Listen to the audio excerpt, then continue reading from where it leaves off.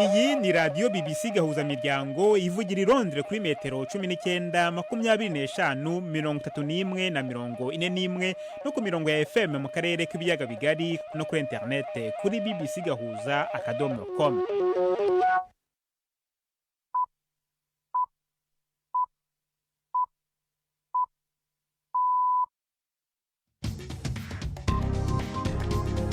Ubu ni saa 10 n'igice ku isaha mpuzamahanga ya GMT, ni saa 12 n'igice ku isaha yo mu Rwanda no mu Burundi. Muri studio muri kumwe na Jacques Niyitegeka. Izi ni ingingo z'ingenzi zigize aya makuru. Perezida wa Leta Zunze Ubumwe za Amerika yavuze ko ubutegetsi bwe burimo kwiga ukuntu bwanoza umubano n'igihugu cya Syria. Mu Burundi mu gihe ibikorwa byo kwitegura amatora mu kwezi gutaha bikomeje, akanama gashinzwe amatora seni kongereyeho umunsi umwe ku gihe cyari cyagenwe cyo gutanga amakarita yitora. None uwo munsi urakwiriye?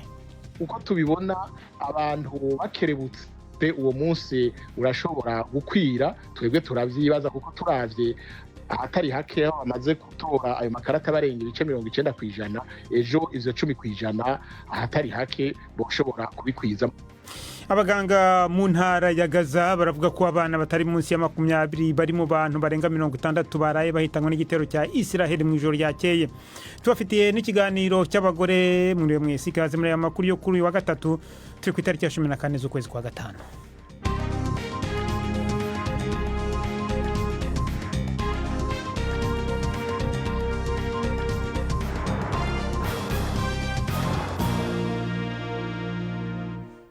Amakuru ku buryo burambuye ni mukanya. Nina Iradukunda maze kutugezaho muri make amakuru y'ingenzi avugwa hirya no hino ku isi.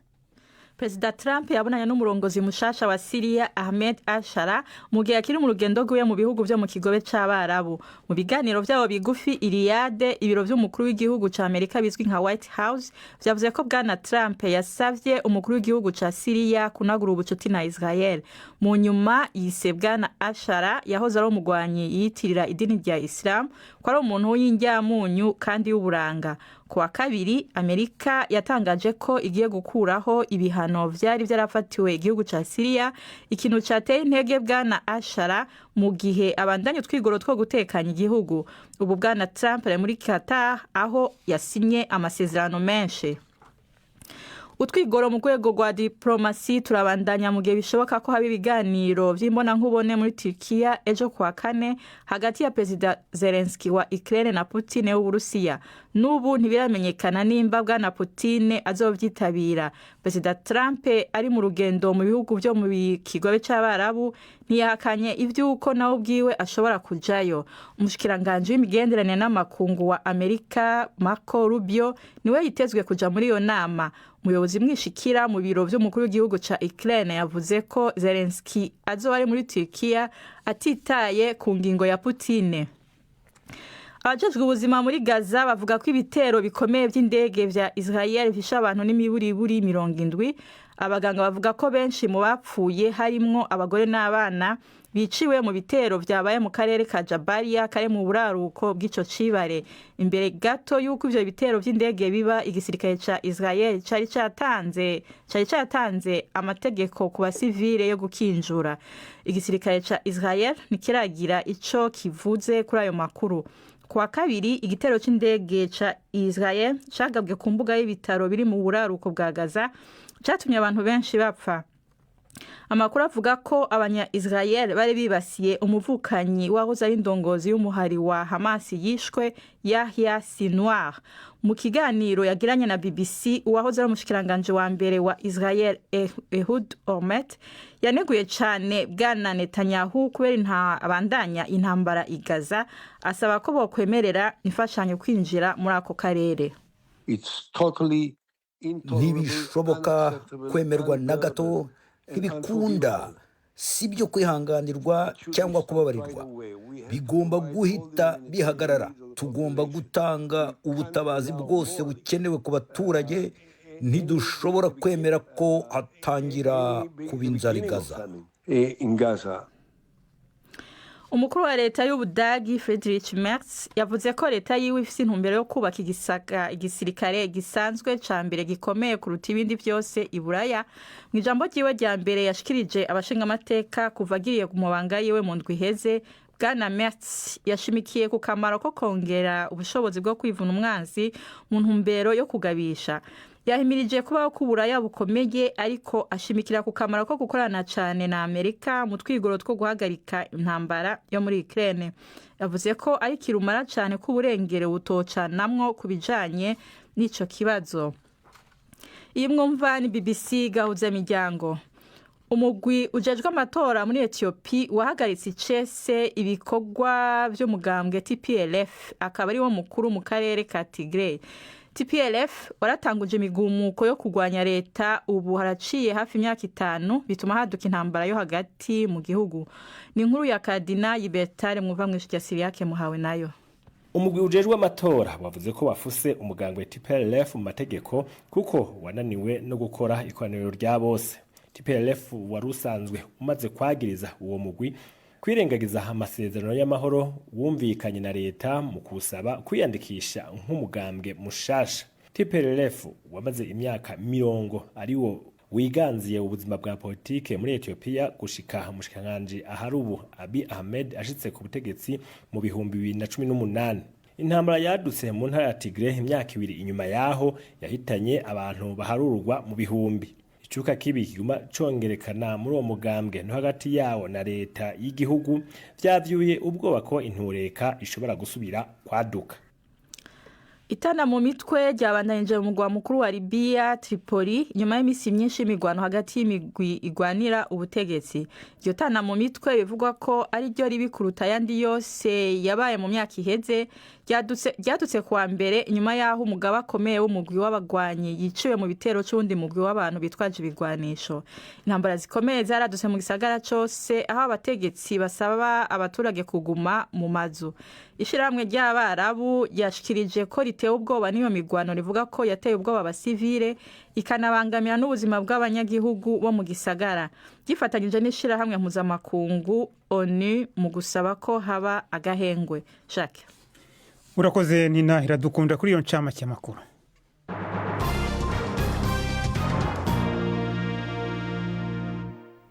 Amakuru ku buryo burambuye reka tuyahere mu karere k'uburasirazuba bwo hagati. Perezida wa Leta Zunze Ubumwe za Amerika yavuze ko ubutegetsi bwe buri mu kwiga ukuntu bwanoza umubano n'igihugu cya Syria.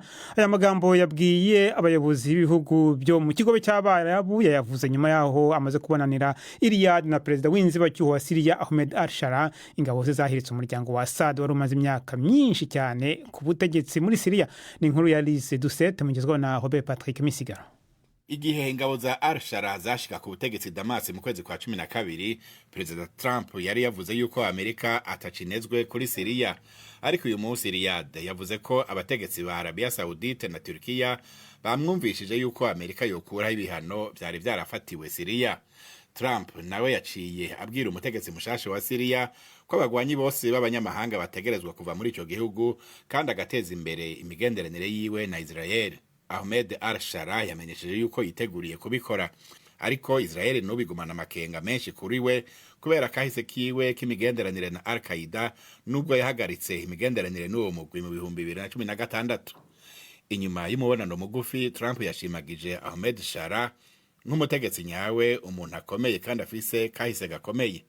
Nta mezi aheze hari haremewe impera ya miliyoni z'amadolari kuwofasha mu ifatwa canke iyicwa ryiwe. Ibihugu by'ibihangange muri ako karere nka Arabia Saudite canke Turkiya bishaka kuja imbere mu kubaka Syria nshasha bimubona nk'indongozi yumva aho ibintu bigeze kandi keneye imfashanyo yihuta yo gusanura igihugu catabaguritse. Bimwe mu bihano vya Amerika bishobora kuvanwaho n'itegeko ry'umukuru w'igihugu, ibindi bizofata umwanya no kubandanya kwishaka ry'ubutegetsi bwa Perezida Trump. Inshuti nshasha za Syria zitegerezwa gukora ku buryo Trump atadebukirwa. inkuru ya Lize Dusete mu ijwi rya Prime ndi ku Magenge. Abaganga mu ntara ya Gaza baravuga ko abana batari munsi ya 20 bari mu bantu barenga 60 baraye bahitanywe n'igitero cya Israel mu ijoro ryakeye. Igisigaro cya Israel ntacyo cyari cyabivugaho, ariko ibi bitero bibaye mu gihe Minisitiri w'Intebe wa Israel yiyemeje kwagura intambara niba nta masezerano agezweho na Hamas imbere y'impera za kino cyumweru. Ni inkuru ya Hugo Bachega mugezweho na Jean-Claude Mwambutsa. Amashusho yashyizwe ku mbuga agaragaza umugabo uteruye umurambo w'uruhinja rwe rw'umuhungu rwishwe mu gitero cyagabwe mu ijoro ryakeye, agira ati isi irarebera gusa. Amasaha 24 aheruka yaranzwe n'ubugizi bwa nabi budasanzwe muri Gaza, ubwo igitero cy'igisirikare cya Israel cyahitanaga abantu bagera ku 100. Hashize kandi iminsi isaga 70 igisirikare cya Israel kibujije ko hagira ibyangombwa by'ibanze byinjira muri aka gace.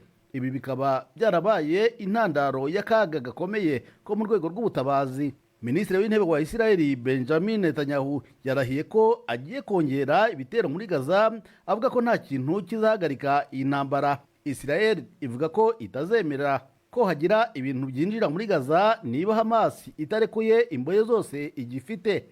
Gusa igitutu gikomeje kwiyongera kuri we. Mu mujyi wa New York, Tom Fletcher ushinzwe ibikorwa bya Loni by'ubutabazi yabwiye akanama ka Loni gashinzwe umutekano ko hashize ibyumweru bisaga 10 nta biryo, amazi cyangwa se amahema byemerewe kwinjira muri Gaza. Yasabye umuryango mpuzamahanga kugira icyo ukora kugira ngo ukumire jenoside nk'uko yabivuze mu magambo ye. Nk'uko bivugwa n'igisirikare cya Israel, hafashwe ingamba nyinshi kugira ngo zigabanye umubare w'abasivile bagerwaho ingaruka n'ibitero, ariko kikavuga ko aha hantu hari harahinduwe aho Hamas yayoboreraga ibikorwa byabo bya gisirikare. Amakuru aravuga ko ibitero byari bigendereye Mohamed Sinwar, uyu akaba ari umuvandimwe wa Yahya Sinwar wari umuyobozi wa Hamas, ariko nawe wishwe. Inkuru ya Hugo Bachega. Mukomeje kumva BBC gahuza miryango, tugeze ku isaha ya saa 12:40 ku masaha yo mu Rwanda no mu Burundi.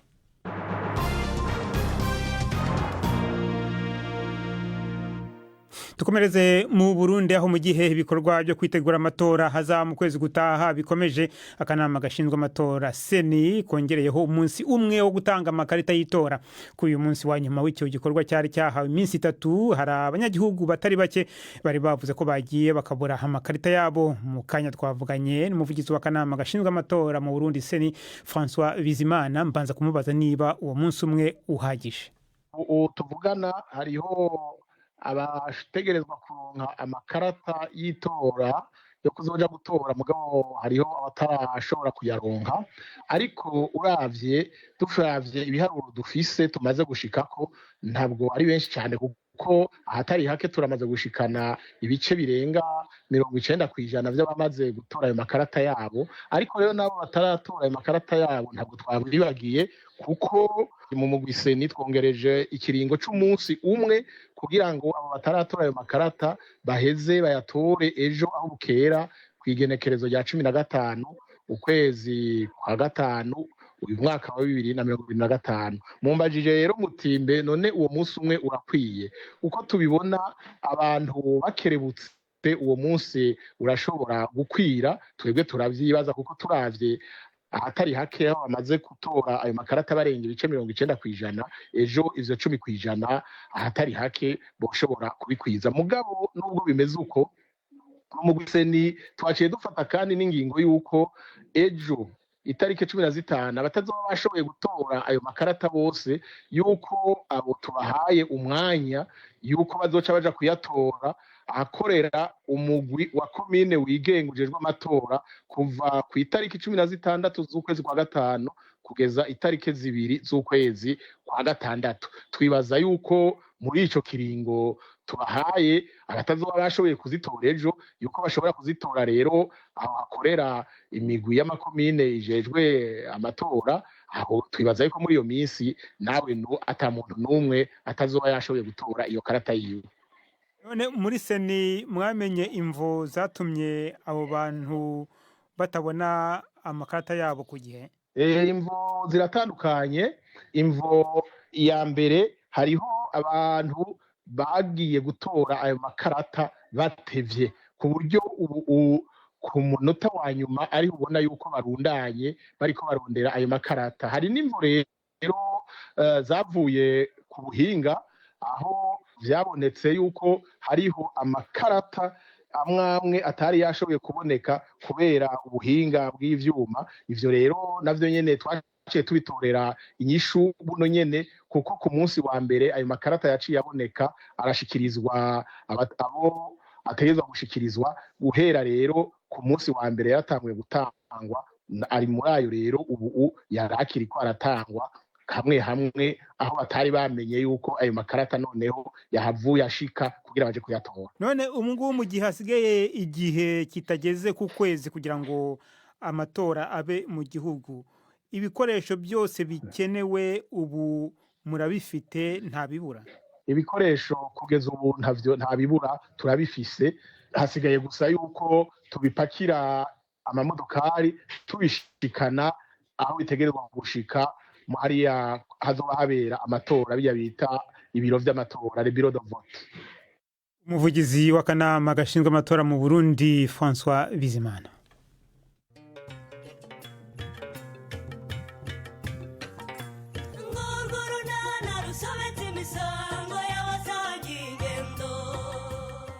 Mu kiganiro nacyo kuri wa kane twabateguriye, ariko nawe nareke gukomeza gukina n'umutima wawe nkaho ari umupira wa karera akinisha pe. Ubu ndeba naraye mbunze imitima nibaza icyo yanshakiraga, niyo mpamvu ubona rwose ntakura amaso kuri telefone. Yezu we arampamagaye mama, do nyine mwitabi vuba wumva icyo gushakira. Genda mama, genda. Eka nigendere. Alo, ni 12:45 kuri BBC. Uno ni umwanya w'ikiganiro cy'urubuga rw'imikino mugezwaho na Yves Bucyana. Mwireho neza mwese abateze amatwi BBC. Amakuru y'imikino nyahere muri Afurika mu mikino y'igikombe cy'Afurika ku bakinnyi bakina za shampiyona z'imbere mu bihugu, irushanwa rizwi nka CHAN.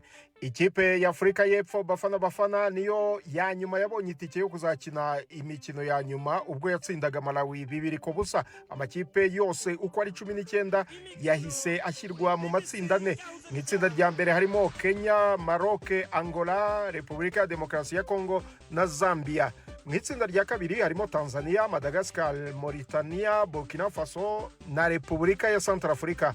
Mu itsinda rya gatatu ni Uganda, Niger, Guinea, Algeria na Afurika y'Epfo.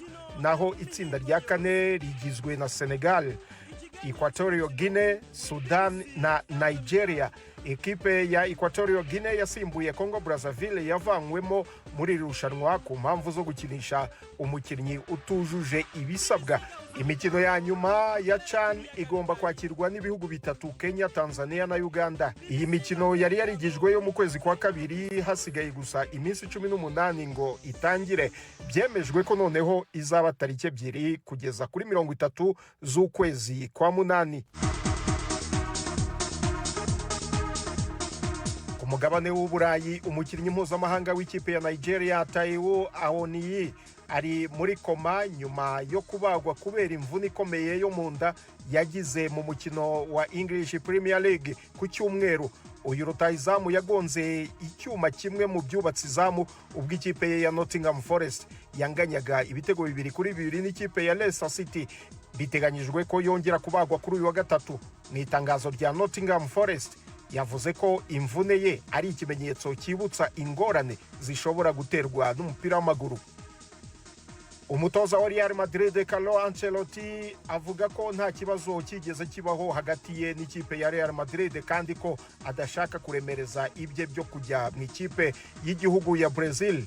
Ishyirahamwe ry'umupira w'amaguru muri Brazil ryemeje ko Ancelotti w'imyaka 65 ari uzaba umutoza w'ikipe y'igihugu. Biteganyijwe ko azatangira imirimo ye tariki 26 z'uku kwezi nyuma y'umunsi umwe ashoje akazi ko gutoza Real Madrid. Umukino wa nyuma azatoza Real Madrid ikazahura na Real Sociedad. umutoza wa Bayer Leverkusen wo mu Budage, uyu wahoza bica bigacika hagati mu ikipe ya Espagne Real Madrid na Liverpool, Xabi Alonso, niwe Real Madrid ivuga ko azasimbura Carlo Ancelotti i Santiago Bernabeu. Ancelotti yatoje Real Madrid mu bihe bibiri bitandukanye, ahegukana ibikombe 15 birimo 3 bya Champions League. Gusa uyu mwaka w'imikino nta gikombe na kimwe Real ayihesheje, ndetse yavuye muri Champions League yasebejwe cyane na Arsenal yamutsinze imikino ibiri yombi. Muri shampiyona yanakubiswe inshuro ebyiri na Barcelona, ubu irusha Real amanota 7. Barcelona kandi yanatwaye igikombe cy'umwami itsinze Real Madrid. Soreze ku kibuga cya Goodson Park, iki kipe ya Everton kizahinduka ikibuga cy'ikipe y'abagore ya Everton aho gusenywa nk'uko byari byatangajwe mbere. Iki kibuga kimaze imyaka 132. Iyi kipe yaguzwe n'abaherwe b'abanyamerika ba The Freaking Group mu kwezi kwa 12 umwaka ushize. Everton yamaze kubaka ikindi kibuga kizatangira gukinirwaho imikino ya shampiyona umwaka utaha. Ikibuga cyakira abafana 52,000 ahitwa Bramley Moordock. Goodson Park yo yakiraga abafana 39,572. Niyo izaba ari ikibuga kinini cyane mu bibuga by'amakipe y'abagore mu Bwongereza. Aha ni naho nsoreje amakuru y'imikino nari nabateguriye. Gendi Yves Bucyana. Imikino yo mu mihingo yose, ikiganiro cy'imikino kuri BBC. Irakoze Yves Bucyana kuri amakuru y'imikino.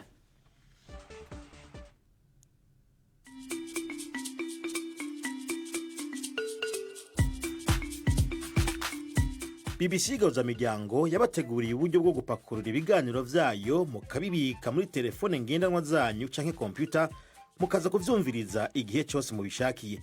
Ibiganiro bya BBC Gahuzamiryango mukunda nk'amakuru, imvo n'imvano, urunana, ikiganiro cy'abagore cyangwa abaza muganga, ubu biraboneka kuri podcast.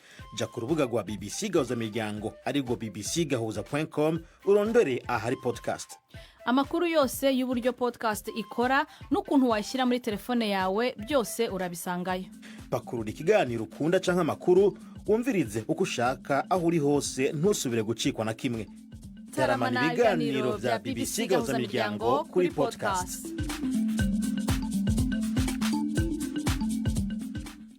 Mu kiganiro cy'abagore kuri wa gatatu turabagezaho uko umukino wa basketball ubusanzwe ufatwa nk'uwo mu migi mu buryo butamenyerewe. Abagore b'Inyamirama mu karere ka Kayonza mu Burasirazuba bw'u Rwanda bawitabiriye bakawukina nyuma y'uko ibibuga bije hafi yabo. Muri bo harimo n'abakuze bari hejuru y'imyaka 60. Mugenzi wanjye Samba Cyuzuzo yagiye kubasura adutegurira kino kiganiro.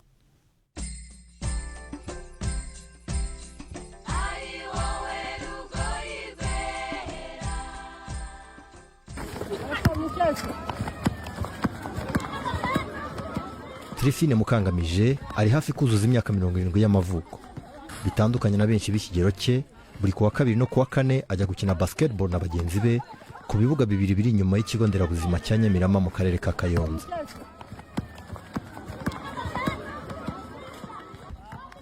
Basketball yahinduye ubuzima bwe nk'uko abivuga. Yemeza ko hashize imyaka 3 nk'umuti kandi umugongo wari waramuzonze ubu wakize. Siporo narayikunze, nayigiyemo ndi ikimuga, ubwo hari igihe narwaye umugongo rwose ngigahini baravura, ariko navuwe na siporo. Umuvuduko nawe byakiriye maze imyaka 3. Umaze imyaka 3 utarwara? Ntarwara nta n'imwe. Watangiye gukina basketball ryari? Iki kibuga kikigera. Ubwo ni ryari? Igihe cya Dudu agitunguka. Icyo gihe baduhaga n'insimburamubyibuho urumva ni kera. Ubu rero basketball yagufashije iki mu buzima? Yamfashije kumva mfite imbaraga ntiheba. Ubu turi mu matsinda, turi abantu barenga 87. Buri mudugudu ufite itsinda ryayo. Ubundi tugasabana tukishima. Iyo tugeze hano ntawe uvuga ngo umwe nije undi nije. Icyari cyaratubabaje n'ikiriya kibuga aho baduhereye icyacu tutanigana n'abato. Ubu tugikinamo turi abantu tugarukira mu mwaka wa 50 gusubiza hejuru. Mu buzima bwawe ho mu mubiri ni cyumva cyahindutse mu mubiri basketball? Cyarahindutse kuko uwa mbere n'uwa kane se mwunganya nk'iyindi dukora ku wa kane no ku wa mbere numva afite ibyishimo kuvuga ngo ngiye muri siporo ubundi umuntu udakina siporo umva yaranyaze indwara tuvuge narahunanirana basa sinkubwira ko narwaye umugongo simpaguruka najya no muri toyi nkagomba impaguruka nakwicara nkagomba impaguruka ubwo ngigahini nta kintu byamariye siporo niyo yangiriye akamaro niyo yangiriye mbere. Abagore barenga 800 bava mu bice by'icyaro hano i Nyamirama bagabanywa mu matsinda bigendanye n'imyaka yabo. Amatsinda akina ku minsi itandukanye y'icyumweru. Tirifine akina basketball mu barengeje imyaka 50. Aba bagore bafite abatoza ba basketball bahembwa n'umushinga Shooting Touch. Wubatse ibibuga nk'ibi no mu bindi bice by'icyaro mu Rwanda nka Rwinkwavu, Rukara na Mukarange, ugamije guteza imbere uburinganire n'ubwuzuzanye no gufasha abagore kugira ubuzima bwiza. Delice Niyonsaba wahoze ari umukinnyi wa basketball muri shampiyona y'u Rwanda, ubu ni umutoza wayo hano i Nyamirama. Yemeza ko uyu mukino wahinduye byinshi mu buzima bw'abano bagore. Basket cyane yabahinduyeho nyine baza hano bakisanzura, urebye baraza bagasabana, bamwe na bamwe muri bo batangiye no kumenya gukina basketball. Bagiye n'amahirwe ko dufite Umurenge Kagame Cup, bamwe na bamwe bajya gukinamo, ni ibintu byiza cyane ugereranyije n'ahandi hantu mu yindi mirenge itandukanye. Mbabona hari ikintu cyahindutse no ku buzima bwabo muri rusange, imibereho irahinduka, imyumvire, imitekerereze ikagenda ihindukaho gake gake. Kandi iyo twagize event runaka usanga tugira amahirwe, tugira ubwo buntu hano dushanye na centre de santé, haza abaganga bagapima indwara zitandura. Urugero nk'iyo twagize family day cyangwa umunsi w'umugore international women's day, tugira amahirwe hakaza abaganga bagapima indwara zitandukanye. Hari n'ubuhamya bwinshi mwagiye mubona abamama bakize indwara, imivuduko irakira n'ubuzima bwabo bukagenda neza muri rusange. Uretse imyitozo ngororamubiri no gukina basketball, mbere y'imyitozo aba bagore bahabwa amasomo agendanye no kwita ku buzima bwabo n'iterambere ryabo. Ibi byose bigatuma bunga ubumwe kandi bagasabana nk'uko babivuga.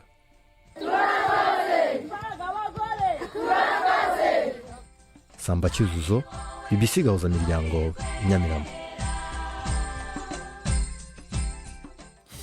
Urakoze Samba Cyuzuzo mu cyo kiganiro cy'abagore. Mu gusoza kino kiganiro ano makuru yacu uyu munsi, reka subize akanya ni Nahira Dukunda twibutse amwe makuru y'ingenzi avugwa muri BBC muri kano kanya. Perezida Trump yabonanye n'umurongozi mushasha wa Syria Ahmed Ashara mu gihe akiri mu rugendo rwe mu bihugu byo mu kigobe c'abarabu. Mu biganiro byabo bigufi i Riyadh, ibiro by'umukuru w'igihugu ca Amerika bizwi nka White House vyavuze ko bwana Trump yasavye umukuru w'igihugu ca Syria kunagura ubucuti na Israel. Mu nyuma yise bwana Ashara yahoze ari umugwanyi yitirira idini rya Islam ko ari umuntu w'injyamunyu kandi wakaranga. Utwigoro mu rwego rwa diplomasi turabandanya mu gihe bishoboka ko haba ibiganiro imbona nkubone muri Turkiya ejo kwa kane hagati ya Perezida Zelensky wa Ukraine na Putin w'Uburusiya. N'ubu ntibiramenyekana nimba bwana Putin azovyitabira. Perezida Trump ari mu rugendo mu bihugu byo mu kigobe c'abarabu ntiyahakanye ivyuko nawe bwiwe ashobora kujayo. Abajejwe ubuzima muri Gaza bavuga ko ibitero bikomeye by'indege vya Israel bisha abantu n'imiburiburi 70. Abaganga bavuga ko benshi mu bapfuye harimwo abana n'abagore biciwe mu bitero byabaye mu karere ka Jabalia kari mu buraruko bw'ico cibare. Imbere gato yuko ivyo bitero by'indege biba, igisirikare ca Israel cari catanze amategeko ku basivile yo gukinjura. Igisirikare ca Israel ntikiragira ico kivuze kuri ayo makuru.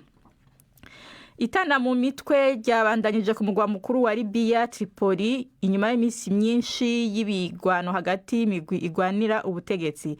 Iryo tana mu mitwe ivugwa ko ari ryo ribi kuruta ayandi yose yabaye mu myaka iheze, ryadutse kwa mbere inyuma y'aho umugaba akomeye w'umugwi w'abagwanyi yiciwe mu gitero c'undi mugwi w'abantu bitwaje ibigwanisho. Jacques Nanjye nababwira ko mu karere mu Burundi mu gihe ibikorwa byo kwitegura amatora za mu kwezi gutaha bikomeje, akanama gashinzwe amatora seni kongereyeho umunsi umwe wo gutanga amakarita y'itora. Kuri uyu munsi wa nyuma w'ico gikorwa cyari cyahawe iminsi 3, hari abanyagihugu batari bake bari bavuze ko bagiye bakabura amakarita yabo. Hano makuru yarahagarariwe na Prudence Ngiyumva, mwakoze cyane witamo BBC gahuzamiryango. Amakuru yacu arakomeje ni ku rubuga rwacu rwa internet bbc.gahuza.com. Amakuru kuri radiyo azagaruka ku munsi w'ejo saa 12:30 ku masaha yo mu Rwanda no mu Burundi.